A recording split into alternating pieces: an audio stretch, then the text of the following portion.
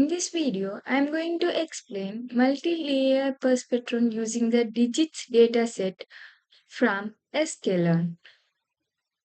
In this experiment, we will build a deep learning model using PyTorch and train it and evaluate its performance. First, I am loading a dataset using sklearn. This digits dataset contains images of handwritten digits from 0 to 9. Each image is represented as numerical features. I display the shape of X and Y to understand the dataset size. And now I am selecting the independent variables and dependent variables. X contains input features and Y contains the labels, which are digits from 0 to 9. So, this is a multi class classification problem. And coming to the next, I standardize the input features like standard scalar. This transforms the data so that it has mean 0 and standard deviation 1.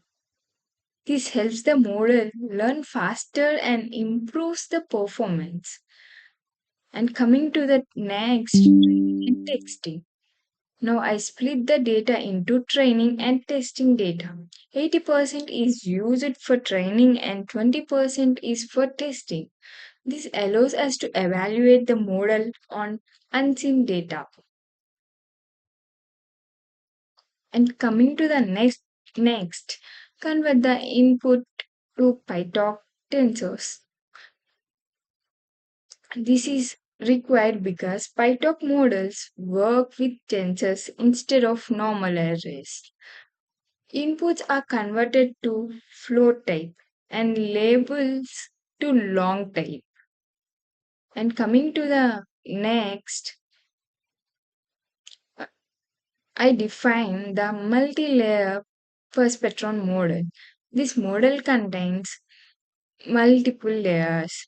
Input layer with 64 features, hidden layer with 128, 64, 32, and 16 neurons, output layer with 10 neurons for 10 classes.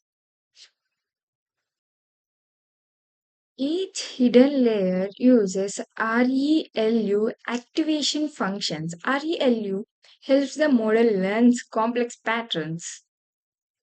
And coming to the next, training the model.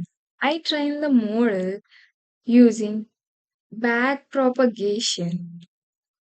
I use cross entropy loss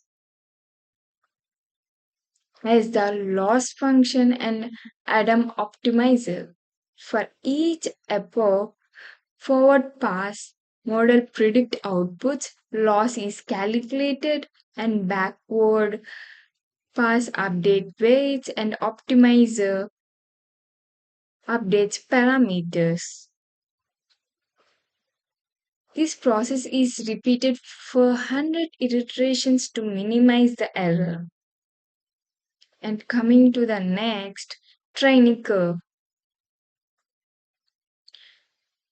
This shows how the loss decreases over iterations. If the curve decreases, it means the model is learning. And coming to the next, test the model. Now I test the model using test data. I use torque I use torque max to get the predicted class. This gives the final predicted labels. And coming to the next, evaluation. Finally, I evaluate the model using performance matrices. And the first one is confusion matrix. It shows correct and incorrect predictions for each class. And coming to the next is accuracy. Accuracy tells how many predictions are correct overall. And coming to the next is precision. Precision measures how many predicted values are actually correct. And coming to the next, recall. Recall measures how many actual values are correctly predicted. And next is F1 score. It balances the precision and recall. And to conclude, in this experiment, we implement a multi-layer perspectron model using PyTorch, trained it using backpropagation and evaluate its performance using various matrices. Thank you.